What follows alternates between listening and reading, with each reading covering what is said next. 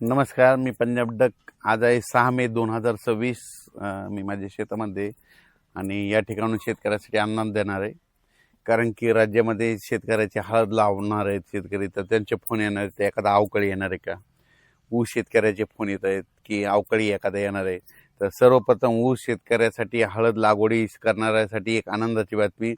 सध्या आज 7, 8, 9च्या दरम्यान, म्हणजे आज देखील 6 तारखेला देखील विदर्भामध्ये वर्धा, नागपूर, भंडाराकडे पाऊस पडेल.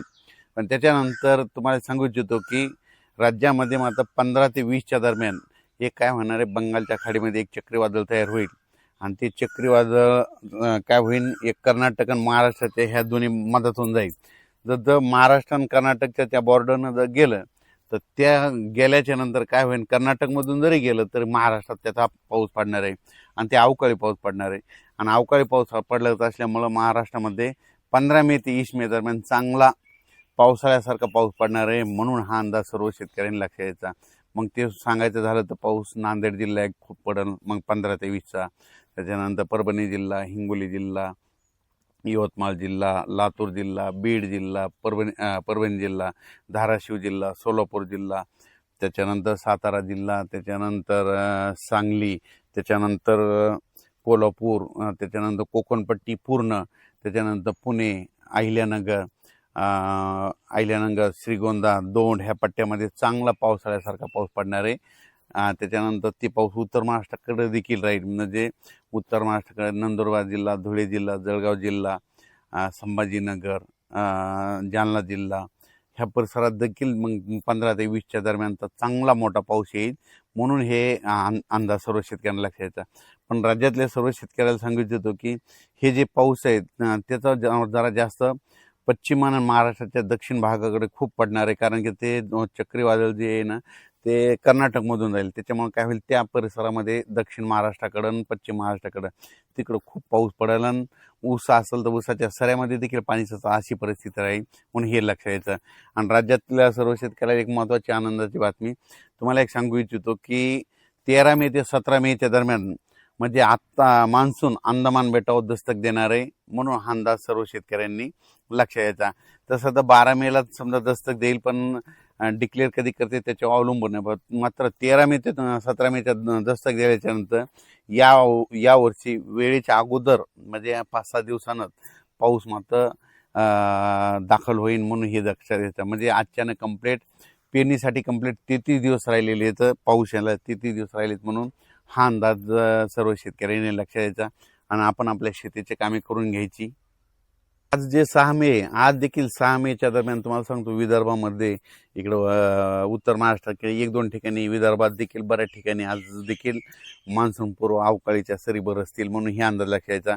आणखीन म्हणजे हे वातावरण उद्या 7, 8, 9 3 दिवस असंच वातावरण वेगवेगळ्या भागात विखुरलेल्या स्वरूपाचा तुरळक ठिकाणी पाऊस पडेल. म्हणून हे देखील लक्षात यायचं. आता 15 मे ते 20 मेच्या दरम्यान पाऊस मात्र दक्षिण महाराष्ट्र आणि मराठवाड्याकडे आणि उत्तर महाराष्ट्राकडे चांगला स्वरूपाचा, मुंबई देखील पुणेकरांना पाऊस पाहायला भेटेल, मुंबईवाल्यांना गरमीपासून दिलासा भेटेल, पुणेकरांना दिलासा भेटेल. म्हणून हे अंदाज मुंबई पुणेकरांनी देखील अंदाज लक्षात यायचा. पुणे जिल्ह्यातल्या शेतकऱ्यांनी देखील अंदाज लक्षात आणि आपण आपलं नियोजन लावायचं.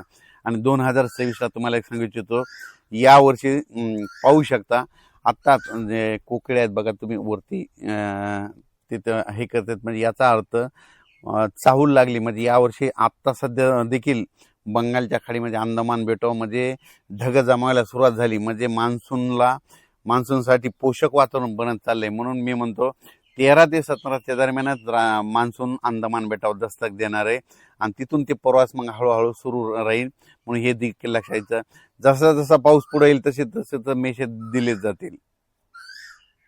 यावर्षी शेतकऱ्याला सांगू इच्छितो की यावर्षी चांगला पाऊस येणार आहे, पिकं चांगली येणार आहे. आणि यावर्षी मात्र परतीचा पाऊस मात्र धुमाकूळ घालणार आहे. म्हणजे परतीचामध्ये सप्टेंबर-ऑक्टोबर महिन्यामध्ये मग काय होईल ना, काही काही ठिकाणी अतिवृष्टी होईल, काही ठिकाणी मुसळधार पाऊस सप्टेंबर-ऑक्टोबर महिन्यात होईल. म्हणून हे लक्षात यायचं. म्हणजे यावर्षी दोन्ही पिकं येणार आहेत. खरीप पण येणार आहे. खरीप कमी पाऊस असल्यामुळे खरीप येईल, लवकर पेरणी होत असल्यामुळे खरीप चांगले येणार आहे. आणि उशिरा नंतर परतीचा पाऊस जास्त असल्यामुळं रब्बी चांगले येणार आहे. म्हणून हा अंदाज सर्व शेतकऱ्यांना लक्षात यायचा. राज्यात मात्र आणखीन 3 दिवस म्हणजे 7, 8, 9 या दरम्यान विखुरलेल्या स्वरूपाचा ते पाऊस पडणार आहे ते तुम्हाला सांगू सगळ्यात जास्त विदर्भाकडेच असणार आहे. पूर्व विदर्भ, पश्चिम विदर्भ, वर्धा, नागपूर, भंडारा, गोंदिया, चंद्रपूर, यवतमाळ, वाशिम, हिंगोली, त्याच्यानंतर नांदेड, परभणी, त्याच्यानंतर लातूर, धाराशिव, जालना, बीड ह्या पट्ट्यामध्ये, असाच सोलापूर, सांगली, कोल्हापूर ह्या पट्ट्यामध्ये हे ते पाऊस असणार आहे. म्हणून हा अंदाज लक्षात यायचा. अचानक वातावरण बदल झाला तर उद्या एक मेसेज दिला जाईल. धन्यवाद.